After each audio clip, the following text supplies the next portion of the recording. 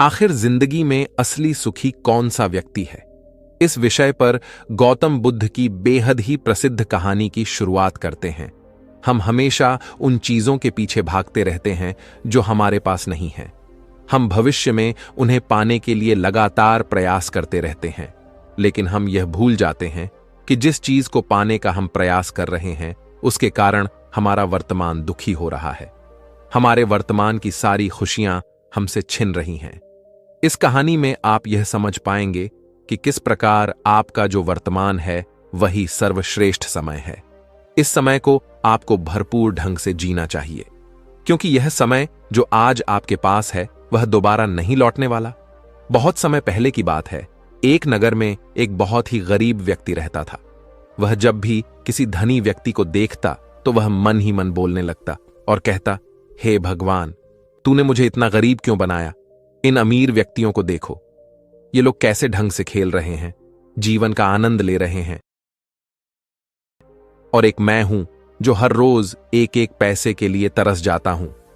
मेरे पास तो फूटी कौड़ी तक नहीं है और यह लोग पैसे बर्बाद कर रहे हैं। हे भगवान, मुझे भी अमीर बना दे।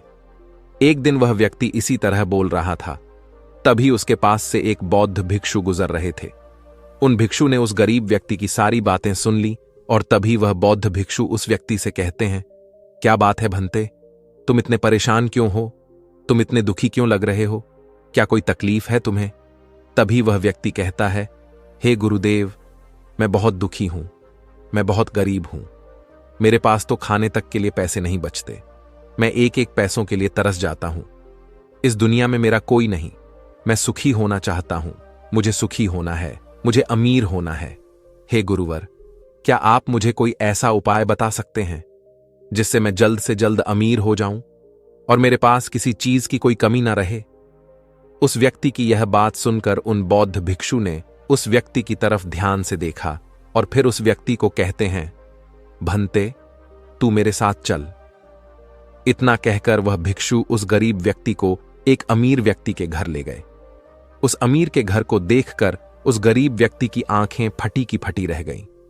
उस गरीब व्यक्ति ने उन भिक्षु से कहा, हे गुरुवर, इतना अमीर होने के लिए तो मैं कुछ भी कर सकता हूं।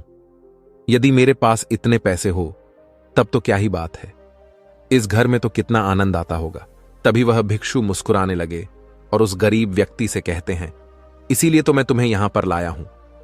इतना कहते हुए भिक्षु उस व्यक्ति को उस घर के मालिक के पास ले जाते हैं और उस अमीर व्यक्ति से कहते हैं, तुम्हारे पास तो इतनी धन दौलत है, इतना आलीशान घर और सारे ऐश ओ आराम है, क्या तुम सुखी हो?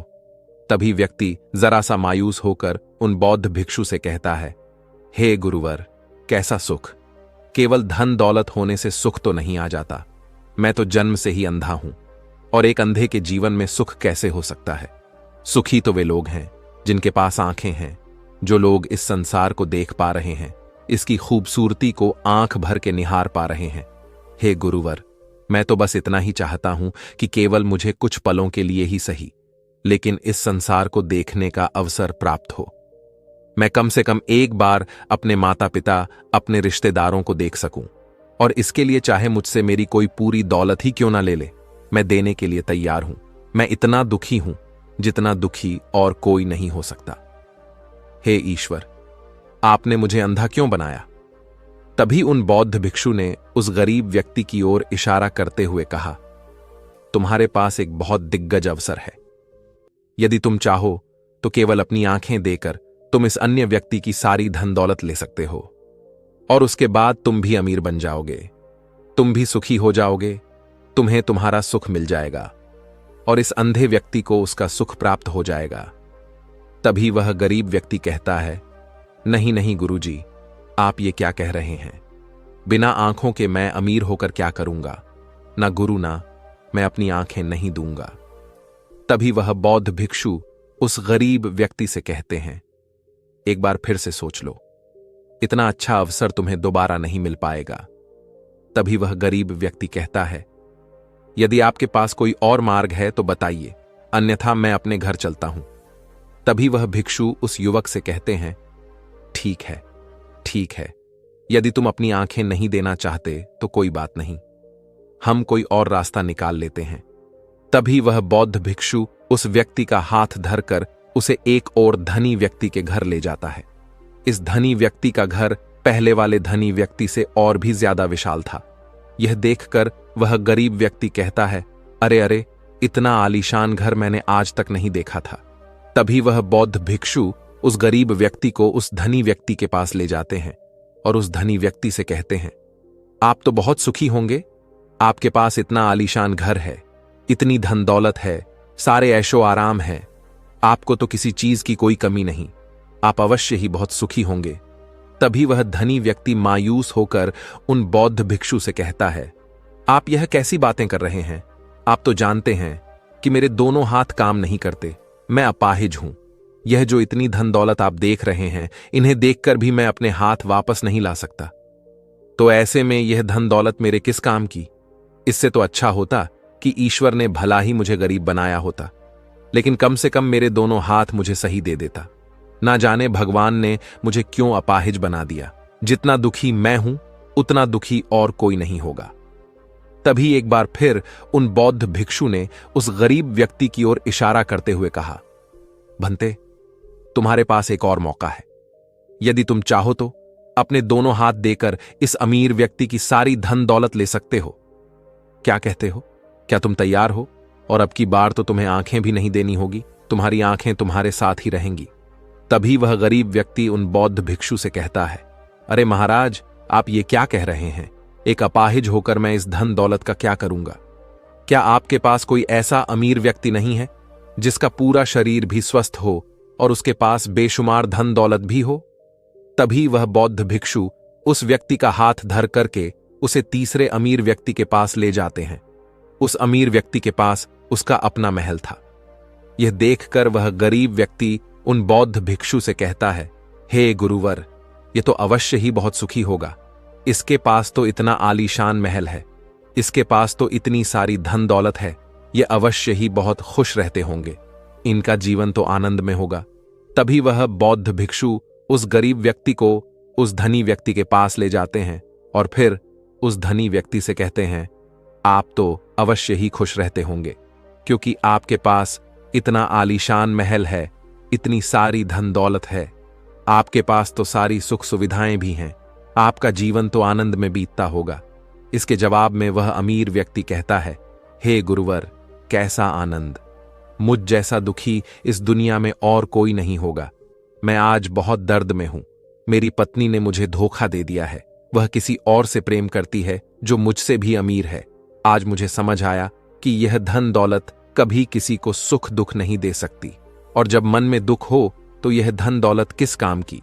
मुझसे सुखी तो वह गरीब इंसान होगा जिसकी पत्नी कम से कम उसके साथ तो है, वो उसके साथ वफादार तो है। आज मैंने तय कर लिया है कि मैं अपनी पत्नी और उसके प्रेमी की हत्या कर दूंगा। यह सुनकर वह भिक्षु उस अमीर व्यक्ति से कहते हैं, इससे पहले कि तुम ऐसा कदम उठाओ, कम से कम मुझे भोजन तो करवा दो। जाओ और भोजन की व्यवस्था करो, और साथ में कुछ कांच के टुकड़े भी ले आना। वह धनी व्यक्ति सभी साधु संतों का बहुत आदर करता था, इसलिए वह उन बौद्ध भिक्षुओं की बात मान जाता है। लेकिन वह यह नहीं समझ पाता कि आखिर उन बौद्ध भिक्षु ने खाने के साथ कांच के टुकड़े क्यों मंगवाए हैं। लेकिन जैसा कि उन बौद्ध भिक्षु ने कहा था, वह अमीर व्यक्ति उसी प्रकार खाने की व्यवस्था कर देता है।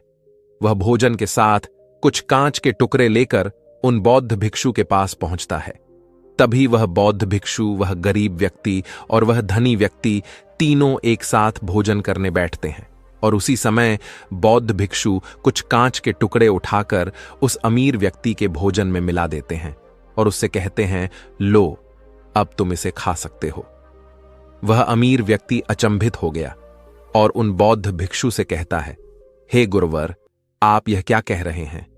इस खाने में तो कांच के टुकड़े आपने मिलाए हैं, इस भोजन को मैं कैसे खा सकता हूं? यदि यह भोजन मैं करूंगा तो इससे मुझे बहुत तकलीफ होगी और हो सकता है कि मेरी मृत्यु भी हो जाए। तभी वह भिक्षु मुस्कुराने लगे और उस अमीर व्यक्ति से कहते हैं, तुम्हें यह बात तो समझ में आ गई, लेकिन तुम्हें यह बात नहीं समझ में आती कि अगर इस भोजन को खाना है तो इस भोजन के कांच के टुकड़ों को तुम्हें निकालकर अलग करना ही होगा, तभी यह भोजन तुम्हारे खाने योग्य बनेगा और तब यह भोजन तुम्हें कोई तकलीफ नहीं देने वाला, बल्कि तुम्हें सुख ही प्रदान करेगा। इस पर वह अमीर व्यक्ति अचरज में उन बौद्ध भिक्षु से कहता है, हे गुरुवर, आखिर आप क्या कहना चाहते हैं? तभी वह बौद्ध भिक्षु उस अमीर व्यक्ति से कहते हैं, ऐसे लोग जो कांच के टुकड़े के समान हैं, यदि तुम उनके साथ चिपके रहोगे तो तुम्हें दर्द तो अवश्य ही होगा। जिस प्रकार यह कांच का टुकड़ा मिला हुआ भोजन तुम्हें दर्द प्रदान करेगा, इसलिए इसका समाधान तो यही है कि तुम इन कांच के टुकड़ों को भोजन से अलग कर दो और जो है उस पर ध्यान दो, अर्थात कि तुम उन लोगों को भूल जाओ जो तुम्हारे जीवन में नहीं है और उन लोगों पर ध्यान दो जो इस समय तुम्हारे साथ हैं, जैसे कि तुम्हारी पुत्री। वह भी तो तुम्हारे प्यार की भूखी है। क्या तुम्हारा यह कर्तव्य नहीं है कि तुम उसका ख्याल रखो, उसकी परवरिश करो? आगे भिक्षु उस अमीर व्यक्ति से कहते हैं, सुख तो तुम्हारे पास ही है, बस इन कांच के टुकड़ों को, अर्थात अपनी पत्नी और उसके प्रेमी की हत्या करने का यह विचार अपने मन से निकाल दो, अन्यथा यह कांच के टुकड़ों से मिला हुआ भोजन के समान ही होगा और इसका परिणाम भी बहुत भयानक होगा। वह भिक्षु इतना कहकर शांत हो गए और उस अमीर व्यक्ति को भी उन भिक्षु की बात समझ में आ गई। उन्होंने तुरंत ही उन बौद्ध भिक्षु के चरण छुए और वह अमीर व्यक्ति कहने लगा, हे गुरुवर, आपने मुझे पाप करने से बचा लिया है, मैं आपका बहुत बहुत आभारी हूं। उसके बाद वह भिक्षु उस गरीब व्यक्ति को लेकर आगे की ओर निकल जाता है। तभी रास्ते में वह गरीब व्यक्ति उन भिक्षु से कहता है, हे गुरुवर, क्या इस दुनिया में ऐसा कोई नहीं है जो सुखी हो? तभी वह भिक्षु उस गरीब व्यक्ति से कहते हैं, भंते, आखिर तुम सुखी क्यों नहीं हो? इस पर वह गरीब व्यक्ति कुछ देर के लिए सोच विचार करता है, लेकिन उसके पास कोई जवाब नहीं होता। तभी वह भिक्षु उस गरीब व्यक्ति से कहते हैं, क्योंकि तुम्हें वह चाहिए जो तुम्हारे पास नहीं है। तुम्हारे पास धन नहीं है और तुम्हें धन चाहिए। तुम अमीर होना चाहते हो। तुम्हें लगता है कि वह तुम्हें सुख देगा, लेकिन तुम इस वास्तविकता को भी भूल रहे हो कि बाद में तुम्हें दुख भी वही देगा। जैसे कि जब हम पहले एक अमीर व्यक्ति के पास पहुंचे थे तो उसके पास आंखें नहीं थीं। उसके पास जो नहीं था वह उसके लिए बिलक रहा था, जबकि उसके पास तो बेशुमार धन दौलत थी और उसका पूरा शरीर भी पूरी तरह से स्वस्थ था, लेकिन उसका ध्यान उस पर नहीं था। वह उसे छोड़कर उन चीजों के पीछे भाग रहा था जो उसके पास नहीं थीं। इसी तरह से दूसरे अमीर व्यक्ति के पास आंखें थीं, धन दौलत भी थी, लेकिन हाथ नहीं थे। इसी प्रकार जो चीज उसके पास थी वह उसका आनंद नहीं ले रहा था, बल्कि वह तो इस दुख में था कि उसके पास उसके हाथ नहीं है।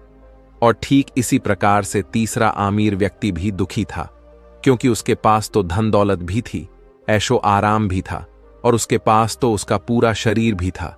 वह पूरी तरह से स्वस्थ और तंदुरुस्त भी था, लेकिन फिर भी वह दर्द में था, क्योंकि उसे उसकी पत्नी ने धोखा दे दिया था, जो उसकी कभी हो ही नहीं सकती थी। जो स्त्री केवल धन के लिए किसी और के साथ भाग जाए, क्या वह उसका साथ कभी दे सकती थी? नहीं। लेकिन उस अमीर व्यक्ति के पास जो था, अर्थात उसकी पुत्री, वह उसके बारे में सोच ही नहीं रहा था। आगे वह भिक्षु उस गरीब व्यक्ति से कहते हैं, अमीर गरीब होने से दुख और सुख का कोई मतलब नहीं होता। अमीर हो या गरीब, हमारे दुखी होने का एकमात्र कारण यही होता है कि हम हमेशा उन चीजों के पीछे भागते रहते हैं जो हमारे पास है ही नहीं, और जो वर्तमान में हमारे पास है हम उस पर ध्यान ही नहीं देते और ना ही उसका आनंद ले पाते हैं। हम तो केवल भविष्य में घूमते रहते हैं, भूतकाल में अटके रह जाते हैं, और यह सारी गलतियां हम वर्तमान की जमीन पर करते हैं। और यही कारण है कि तुम कभी आनंदित हो ही नहीं पाते, तुम कभी खुश नहीं रह पाते, क्योंकि जो आनंद का समय है, अर्थात वर्तमान का समय है, वह तो यूं ही नष्ट हो जाता है। तभी आगे वह भिक्षु उस गरीब व्यक्ति की ओर इशारा करते हुए कहते हैं, भंते, तुम मुझे यह बताओ, क्या तुम्हारे पास उन तीनों अमीर व्यक्तियों के दुखों में से कोई एक भी दुख है? तभी वह गरीब व्यक्ति सोच विचार कर उन भिक्षु से कहता है, नहीं, मेरे पास उन अमीर व्यक्तियों के दुख में से कोई भी दुख नहीं है। इस पर भिक्षु उस गरीब व्यक्ति से कहते हैं, तो फिर तुम दुखी क्यों हो? इसका जवाब देते हुए वह गरीब व्यक्ति उन भिक्षु से कहता है, हे गुरु, भले ही मैं उनके मुकाबले सुखी हूं, पर क्या धन कमाना या धन प्राप्त करने की इच्छा नहीं होनी चाहिए? क्या मुझे अपने वर्तमान को इसी तरह से स्वीकार कर लेना चाहिए? क्या मुझे हमेशा इसी तरह से गरीब रहना चाहिए? तभी भिक्षु दिल से मुस्कुराते हुए उस गरीब व्यक्ति से कहते हैं, वर्तमान में वर्तमान क्षण का आनंद लो। वर्तमान में ही ऐसे कर्म करो जिससे तुम्हारा भविष्य सुधर सके, लेकिन ऐसी चीजों के पीछे व्यर्थ समय न गवाओ जो तुम्हारे पास आज नहीं है।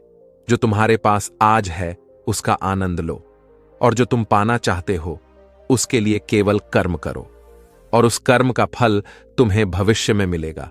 यानी इसकी चिंता में भी मत रहना, क्योंकि यदि तुम इसकी चिंता में रहोगे तो कभी सुखी नहीं रह पाओगे, भले ही हालात कितने भी बुरे क्यों ना हो। केवल अपने आज पर ध्यान दो और अपने कर्म मन लगाकर करो। इतना कहकर वह भिक्षु शांत हो गए, और गरीब व्यक्ति को भी उन बौद्ध भिक्षु की बात अच्छी तरह से समझ में आ चुकी थी। वह यह समझ चुका था कि अब से उसे अपने वर्तमान पर ध्यान देना है, उसे अपने वर्तमान को सुधारना है। उसके बाद उस गरीब व्यक्ति ने उन बौद्ध भिक्षु को प्रणाम किया और वापस अपने घर लौट गया।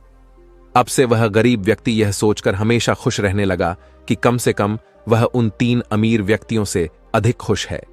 उसके पास अधिक खुशियों की वजह है। हां, यह बात और है कि उसके पास धन नहीं है, लेकिन उसके पास ऐसी चीजें हैं जो धन से कहीं ज्यादा कीमती हैं, और वह है उसका पूरा शरीर जो पूरी तरह से स्वस्थ है। दोस्तों, मैं उम्मीद करता हूं कि यह कहानी सुनने से आपके जीवन में अच्छे बदलाव आए होंगे। आपको इस वीडियो से क्या सीखने मिला, यह कमेंट करके जरूर बताइए, और अपने परिवार, दोस्तों या आपके करीबी इंसान के साथ यह कहानी शेयर करके उन्हें भी इस ज्ञान से परिचित करवाए। बाकी अगर आपको यह वीडियो दिल से अच्छी लगी हो तभी इस वीडियो को लाइक कर देना, और आपने अब तक इस चैनल को सब्सक्राइब ना किया हो तो चैनल को सब्सक्राइब भी जरूर कर देना। आपका हर दिन शुभ हो और खुशियों से आपका जीवन भरा रहे। धन्यवाद। नमो बुद्धाय। चलिए बढ़ते हैं दूसरी कहानी की तरफ। इस कहानी में एक अजीब सा रहस्य बताया गया है, जिससे आप अपने अवचेतन मन की शक्ति को इस्तेमाल करके जिंदगी की कठिन से कठिन सफलता आसानी से प्राप्त कर सकते हैं। कैसे अपने अवचेतन मन की शक्ति को इस्तेमाल करना है, इसकी विधि क्या है, इस विषय पर हम आज एक अद्भुत कहानी आपको सुनाएंगे। दोस्तों, हमारा जो चेतन मन होता है उससे करीब 9 गुना अधिक ताकतवर हमारा अचेतन मन होता है। अगर 1 गुना ताकत हमारे चेतन मन के पास है तो इसका अर्थ यह हुआ कि उससे 9 गुना अधिक ताकत हमारे अवचेतन मन के पास है, क्योंकि अवचेतन मन ही हमारे पूरे शरीर को नियंत्रित करता है। चेतन मन हमारे दिमाग का एक हिस्सा है जो हमारे विचारों और भावनाओं से प्रेरित होता है, और हमारा चेतन मन ही तर्क वितर्क करने में हमारी मदद करता है। लेकिन दूसरी तरफ हमारा अवचेतन मन यह तर्क वितर्क नहीं करता। यह उस जानकारी को ग्रहण कर लेता है जो इसे चेतन मन देता है। इसीलिए जैसा हम अपने अवचेतन मन में सोचते हैं वैसे ही हम बनते चले जाते हैं। क्या आपने कभी इन बातों पर विचार किया है कि कोई व्यक्ति दुखी क्यों है और वहीं पर दूसरा व्यक्ति इतना सुखी क्यों है? एक व्यक्ति सुख और समृद्धि से भरा हुआ है, वहीं पर दूसरा व्यक्ति इतना गरीब और दुखी क्यों है? एक व्यक्ति भयभीत है जबकि दूसरा व्यक्ति आस्था और विश्वास से भरा हुआ है। एक व्यक्ति आलीशान महलों में रहता है, वहीं पर दूसरा व्यक्ति गरीब और टूटी फूटी कुटिया में रहता है।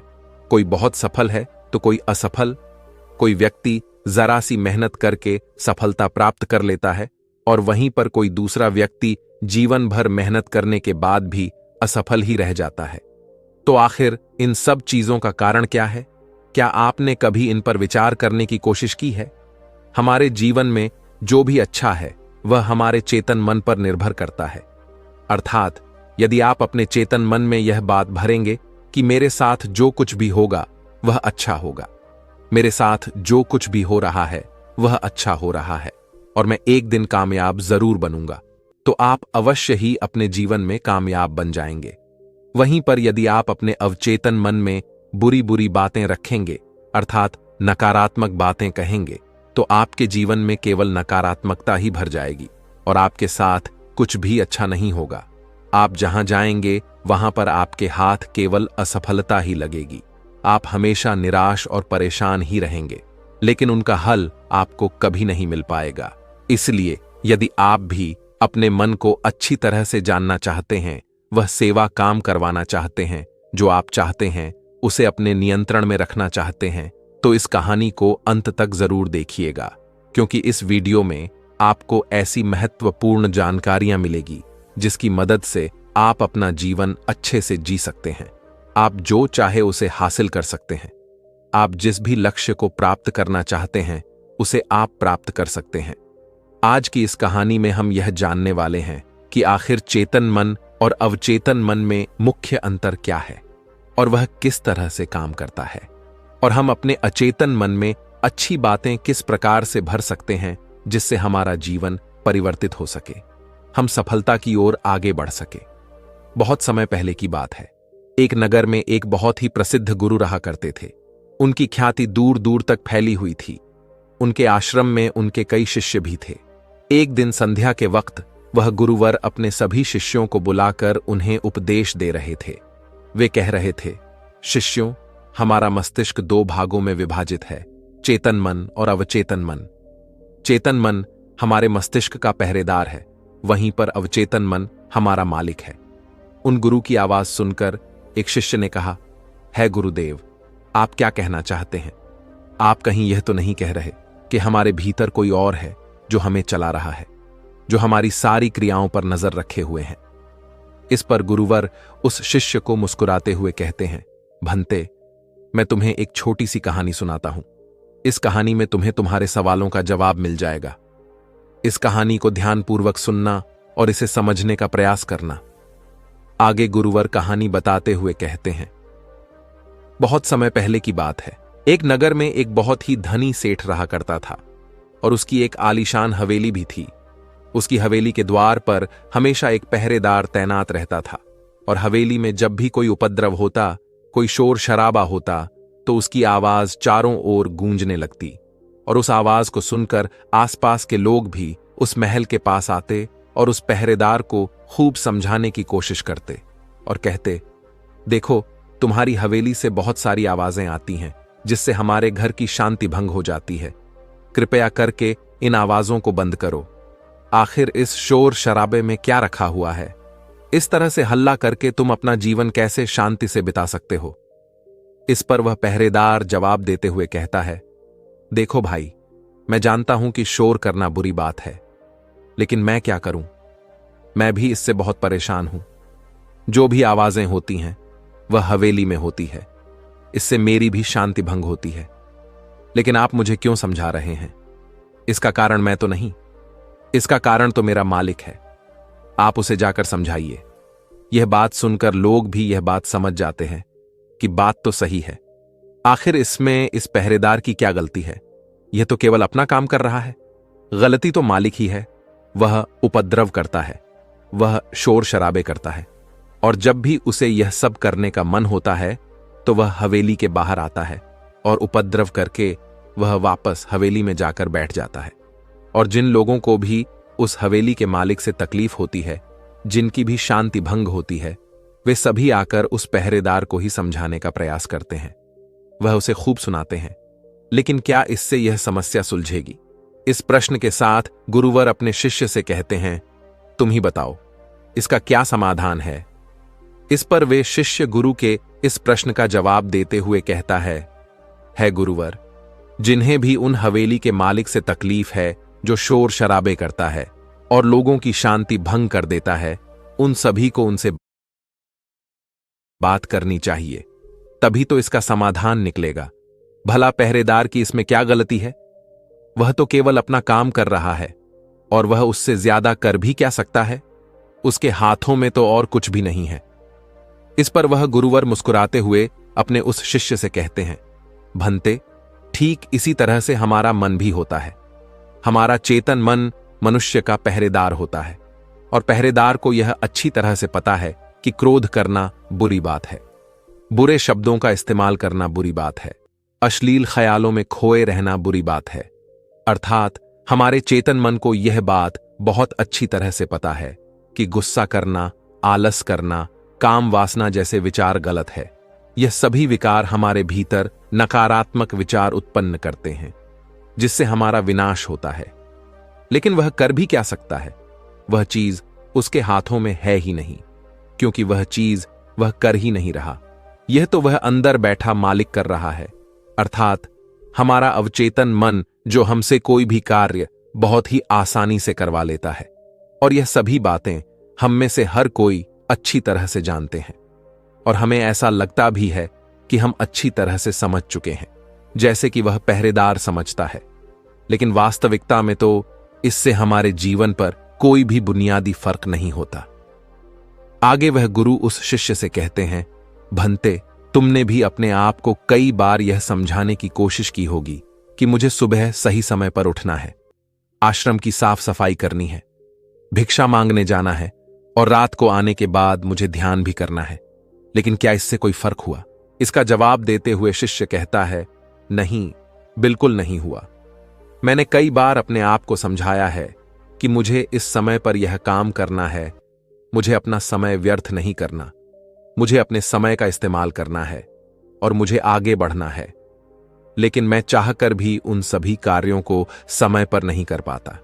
इस पर वह गुरुवर अपने उस शिष्य से कहते हैं, भंते, जब भी हम अपने आप को कुछ समझाने का प्रयास करते हैं तो हमें ऐसा लगता है कि अब हम समझ चुके हैं और अब हमसे कोई गलती नहीं होने वाली, और हम सोचते हैं ज़रेनिया कि अब हमारा जीवन बदल जाएगा, हम जो भी करेंगे अब वह सही होगा, अब तो हम जीवन में सफलता प्राप्त कर ही लेंगे। लेकिन दूसरे ही पल हम यह पाते हैं कि हमारे जीवन में कोई बुनियादी बदलाव आया ही नहीं है, और ऐसा केवल हमारी नासमझी के कारण होता है। हम अपनी नासमझी के कारण अवचेतन मन की जगह पर अपने चेतन मन को समझाने का प्रयास करते हैं, अर्थात मालिक को त्याग कर हम पहरेदार से बात करते रहते हैं और उसे समझाने की कोशिश करते हैं।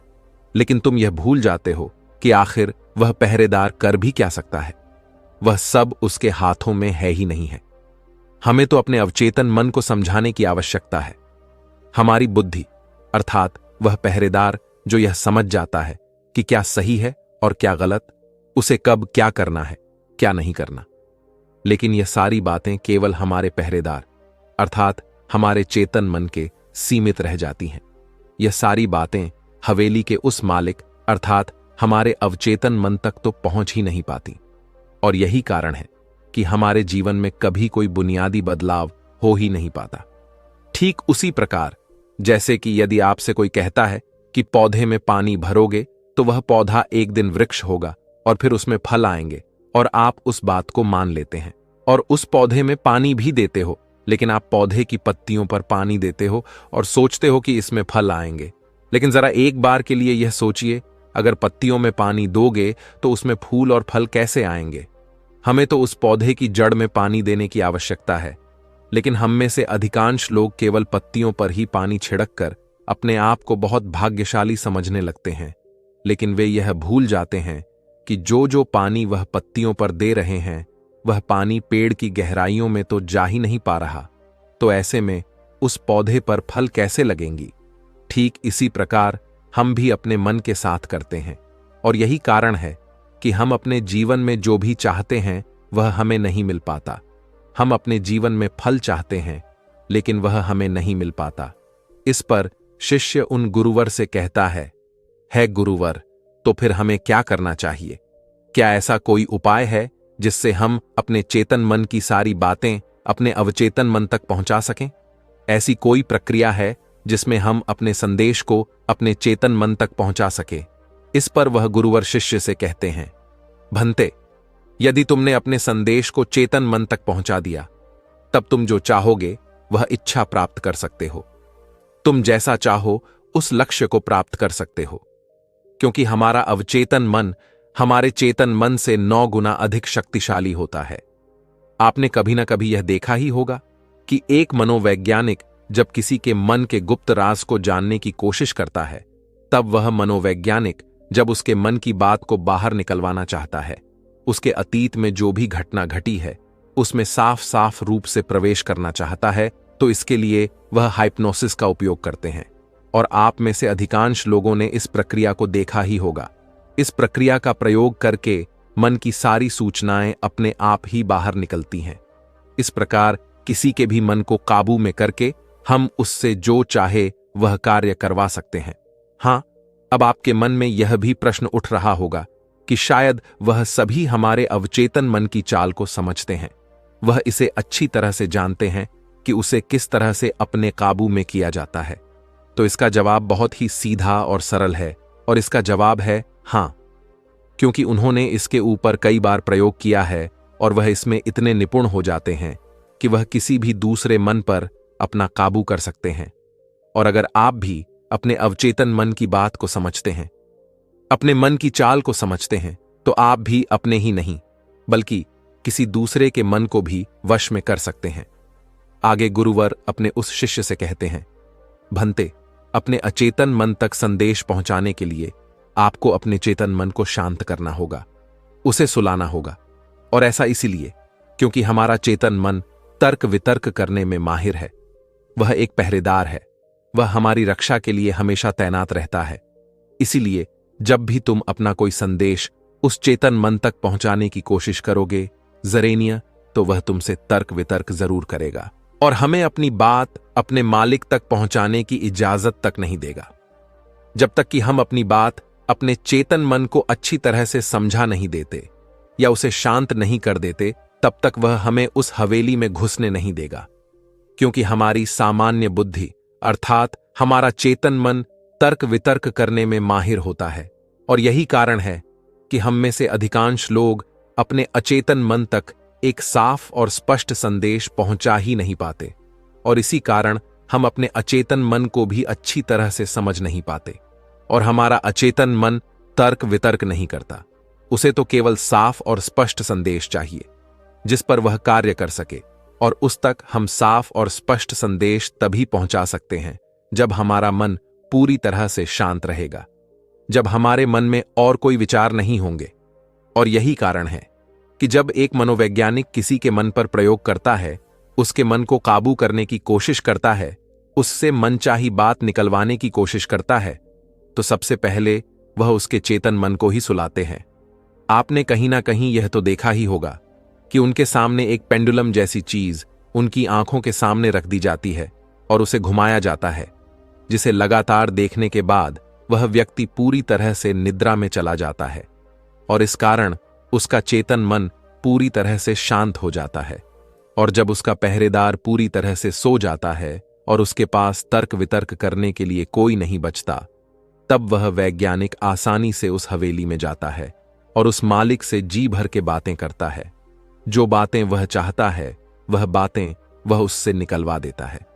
टिब के एक महान दार्शनिक ने कहा था कि अगर बात समझ में आ जाए तो आपका जीवन परिवर्तित हो जाता है।